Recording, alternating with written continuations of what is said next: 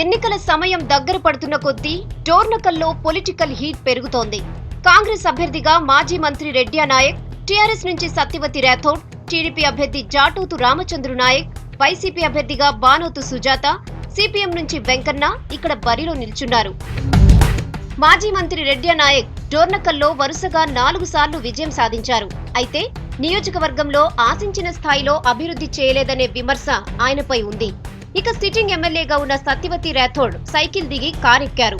తెలంగాణ ఉద్యమంలో పాల్గొనకపోవడం ఆమెకు మైనస్ గా మారింది. అయితే ప్రజల్లో టీఆర్ఎస్ కున్న సానుభూతి తనను గట్టెక్కిస్తుందని ఆమె నమ్మకం.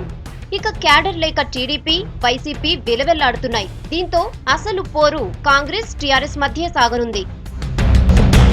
తెలంగాణ వాదం ఎలా ఉంటుందో సీమాంధ్ర పాలకులకు కళ్లారా చూపించిన సెగ్మెంట్ మహబూబాబాద్.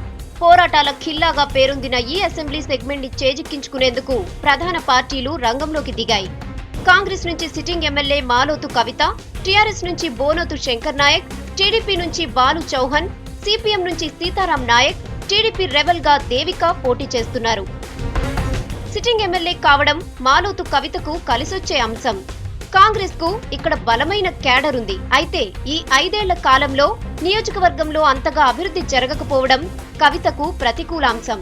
టీఆర్ఎస్ అభ్యర్థి శంకర్ నాయక్ తెలంగాణ ఉద్యమంలో క్రియాశీలకంగా పనిచేసి ఇమేజ్ సంపాదించారు. ఆ ఉద్యమ నేపథ్యమే తనను ఎమ్మెల్యేని చేస్తుందని ఆయన భావిస్తున్నారు. ఈ సెగ్మెంట్ లో టీడీపీ పరిస్థితి ఘోరంగా మారింది. ఈ 3 ఏళ్లలో క్యాడర్ అంతా ఇతర పార్టీల్లోకి వలస వెళ్లడంతో గెలుపుపై ఆశలు సన్నగిల్లాయి. దీంతో కాంగ్రెస్, టీఆర్ఎస్ అభ్యర్థుల మధ్య పోరు రసవత్తరంగా జరగనుంది.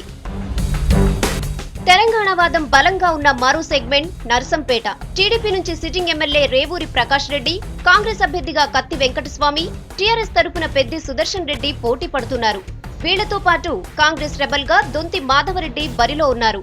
3 సార్లు ఎమ్మెల్యేగా గెలిచిన రేవూరి ప్రకాష్ రెడ్డి జిల్లాలో బలమైన నేతగా గుర్తింపు తెచ్చుకున్నారు. అయితే సెగ్మెంట్ ని అంతగా అభివృద్ధి చేయలేదనే విమర్శ ఉంది.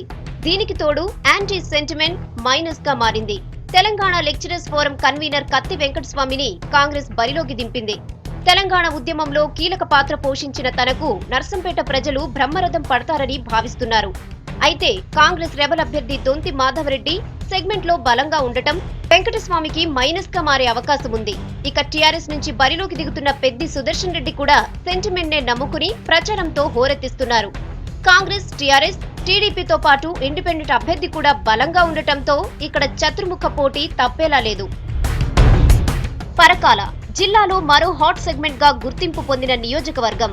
టీఆర్ఎస్ తరపున ముద్దసాని సహోదర్ రెడ్డి, కాంగ్రెస్ అభ్యర్థి ఇనుగాల వెంకట్రామరెడ్డి, టీడీపీ నుంచి చల్లా ధర్మారెడ్డి, సిపిఐ అభ్యర్థి రాసమల్ల దామోదర్ ఇక్కడ బరిలో ఉన్నారు. కాంగ్రెస్ అభ్యర్థి ఇనుగాల వెంకట్రామరెడ్డి సేవా కార్యక్రమాలతో మంచి గుర్తింపు తెచ్చుకున్నారు. కార్యకర్తల అండదండలు ఉండటంతో విజయం ఖాయమని బలంగా నమ్ముతున్నారు. టీఆర్ఎస్ అభ్యర్థి ముద్దసాని సహోదర్ రెడ్డి జిల్లా బార్ అసోసియేషన్ అధ్యక్షుడిగా పనిచేశారు. లాయర్లందరినీ ఒక్కతాటిపైకి తీసుకొచ్చి ఉద్యమాన్ని ఉవ్వెత్తున తీసుకెళ్లడంలో కీలక పాత్ర పోషించారు. ఆ ఉద్యమ నేపథ్యమే ఆయనకి కలిసొచ్చే అంశం. కారీ పార్టీ క్యాడర్ ముద్దసానికి ఎంతవరకు సహకరిస్తాయనేది ప్రశ్నగా మారింది. మొలుగూరి భిక్షపతికి టికెట్ దక్కకపోవడంతో ఆయన వర్గం గుర్రుగా ఉంది.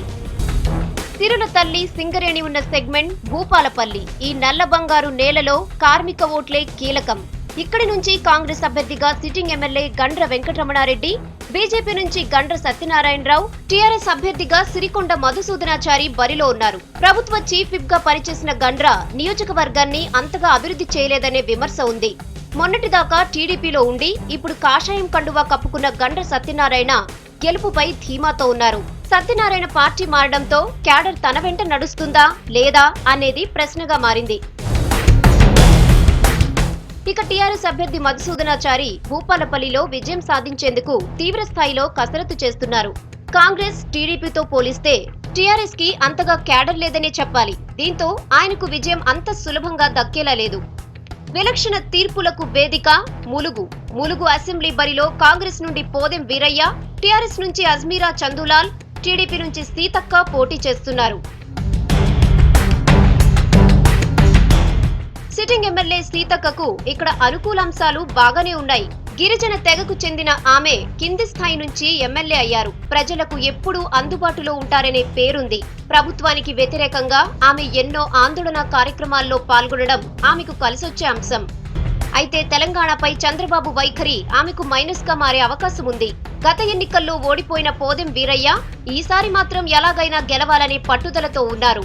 ఆయన కూడా గిరిజనుల ఓట్లపై భారీగా ఆశలు పెట్టుకున్నారు. కాంగ్రెస్ కున్న బలమైన క్యాడర్ ఆయనకు కలిసొచ్చే అంశం.